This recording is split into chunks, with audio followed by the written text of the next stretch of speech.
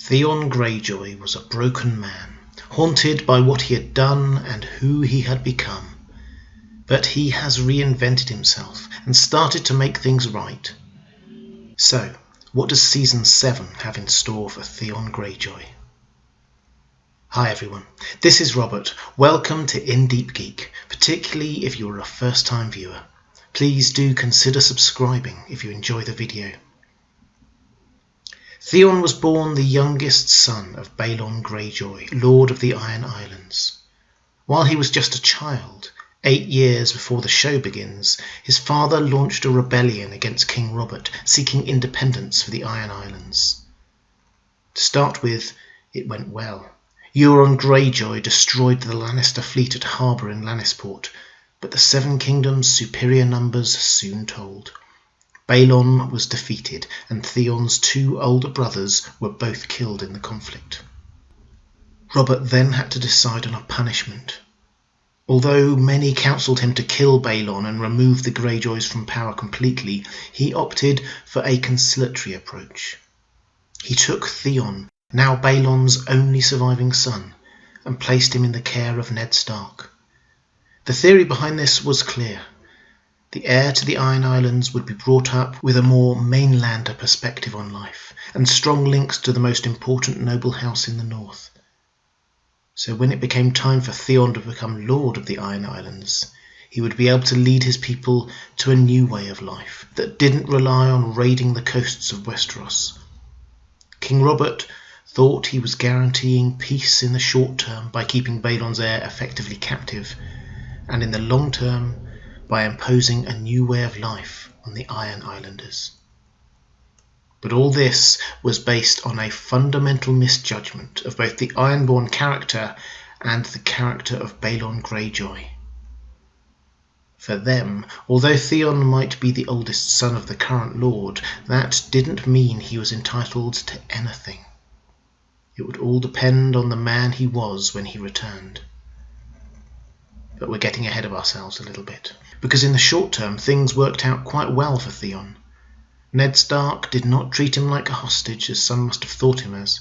Instead, he brought him up fairly, including him in much of the Stark family life and allowing a strong bond to grow with Robb and Jon. But although it's obvious that he settled well into life in the north, Theon never fitted completely. His mind was always half on his future as Lord of the Iron Islands, and he was often reprimanded for his ego by the Starks or Maester Luwin or even Ros the prostitute. Nevertheless, Theon's allegiance becomes clear when the war starts. He fights alongside Robb and swears allegiance to him as his brother and king, and he persuades Robb to let him return to the Iron Islands to seek an alliance with his father. But this is where reality comes crashing in for Theon. With his formative years being spent in a different culture, he has completely forgotten the Iron Islanders' ways. He has all the arrogance and confidence of a lord-in-waiting, but can claim nothing to back it up except his sense of entitlement. Balon and Yara see through him immediately. His first loyalty is towards the Starks, not the Greyjoys. Theon expects them to be impressed by his fine clothes and birthright. They are not, seeing only a spoiled boy who demands their respect without having earned it. He passes on Robb's offer of a reward for supporting him in the war, but even this is wrong. Balon sees only someone who doesn't understand that the Greyjoys do not bargain. They take what they want. This is the essence of the Iron Islander phrase, paying the iron price. When you buy something, you pay what it's worth in gold, the gold price. When you take something forcibly from someone, you are using your sword or axe, paying the iron price. And Iron Islanders see this as strength. Bargaining and trading are what others do, because they haven't the strength to take what they want. So when Theon passes on an offer of a trade from Robb, independence for the Iron Islands in return for support in the war, he is unknowingly insulting his father, telling him he isn't strong enough to lead the Iron Islands to independence on his own. So it is little surprise that Theon is rejected so completely. The effect of this on Theon must have been crushing. Ever since he was a small boy, his sense of identity, his destiny and self-confidence had been built on the idea that he was the next Lord of the Iron Islands. And now everything he thought was certain was being taken away from him. He seems to realize for the first time that, as we saw when Balon died in Season 6, the choosing of the next Lord was not a simple matter of inheritance from father to son. It was chosen by the captains in a Kingsmoot, the person who could command respect, whose deeds showed their greatness. That person would become king. And it is this moment of cognitive dissonance, where the facts around him simply do not match up with his understanding of the world, that pushes Theon to take extreme actions to try and claw back what he once thought was his. In other words, he would now do anything to get his father's approval and respect. This is a theme across a lot of Game of Thrones. As the series starts, men head up almost all of the great houses, and the characters who shape the show are so often driven by the requirements and consequences of their patriarchal world. Tywin's inability to show love to his children, for example, shapes the characters of Tyrion, Cersei and Jaime, just like Balon's does with Theon. And so Balon, perhaps goaded by Theon's arrival and seeing Westeros descending into civil war, spies the opportunity to do what he failed to achieve 8 years earlier: secure the independence of the Iron Islands and the return of their culture of reaving and raiding their neighbours in Westeros. And Theon sees a chance to prove his worthiness to his father and to the rest of the Ironborn.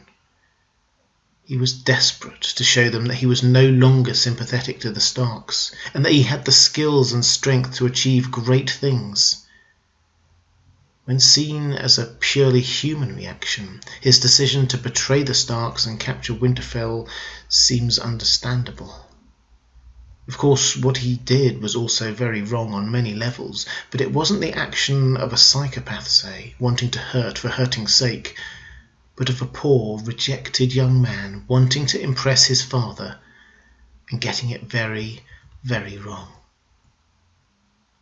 Leaving aside the human aspect for a moment, taking Winterfell was also a poor tactical choice, being so far inland that it would be impossible for the Ironborn to provision and defend in the long term.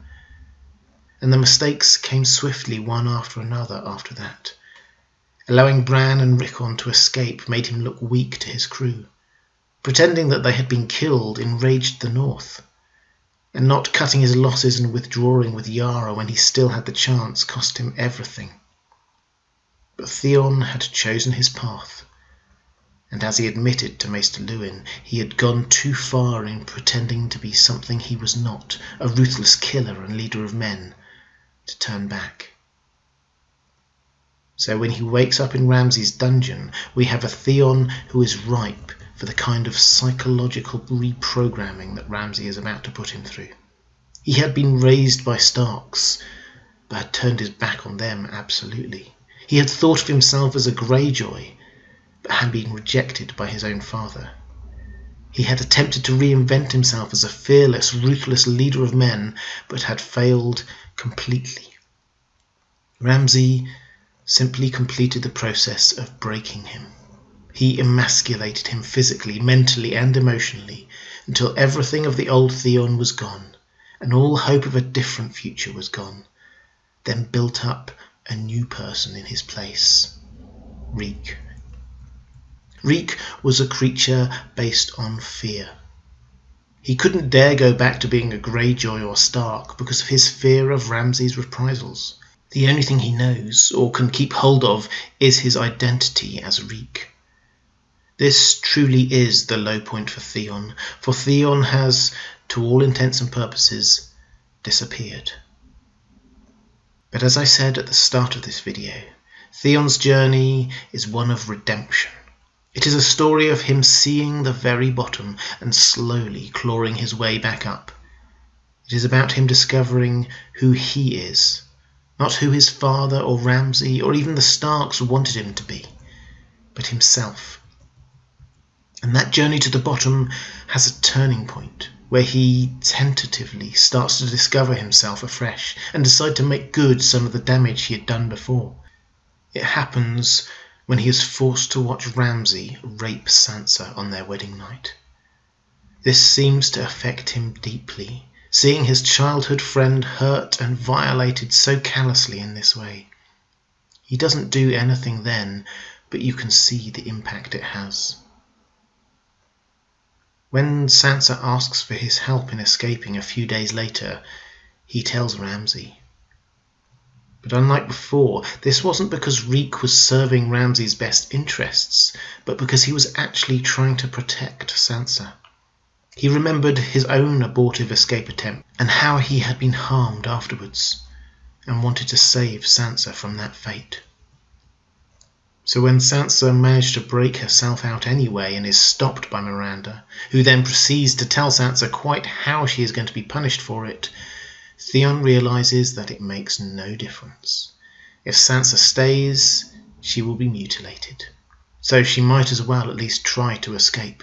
And Theon, who we can see is now starting to allow himself to feel the guilt of what he has done, might as well try and help her escape. So the Theon we saw at the start of Season 6 was a Theon who was starting to rediscover himself, or perhaps to discover the new him. Because the old Theon, arrogant and entitled, has now gone. And I think there are two things that he needs to do to complete that process, to become the man that he could be. The first is to deal with his past. And he has started this process already. He needed to come clean to Sansa that he hadn't killed Bran and Rickon, but that he had murdered two completely innocent boys instead. He had to apologise to Yara for refusing to come with her when she tried to rescue him from Ramsay. He hadn't been himself then, but still, Yara's men died unnecessarily. But there is more he still needs to do. He still needs to face Jon, his closest friend from his childhood, and seek his forgiveness for his treachery, as well as Bran. And I think he might need to go a step further. I think it would be a fitting end to this part of Theon's storyline if he were to somehow save the Starks or Winterfell in a way that balances out, thematically at least, the damage he did. I hope he gets that opportunity.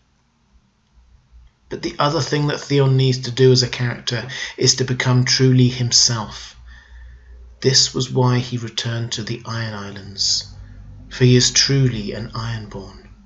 And he made a massive step forward in discovering himself when he accepted that Yara was a much more natural leader than he was, and that she should rule the Ironborn rather than him.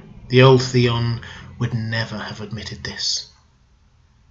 Of course, Euron rather spoiled this party by completely outmanoeuvring them at the Kingsmoot, but I think Theon's course is now set.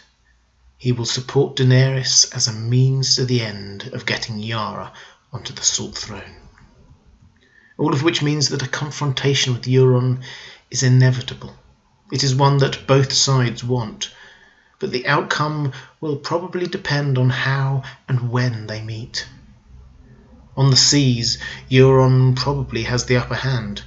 On land, Yara and Theon, backed by Daenerys' army, do. Theon's story is one of the most compelling in Game of Thrones, because it is one of the most human. To fail is human, and one of the marks of human greatness is to get back up again afterwards and to strive with all your soul to make things right, to make things better.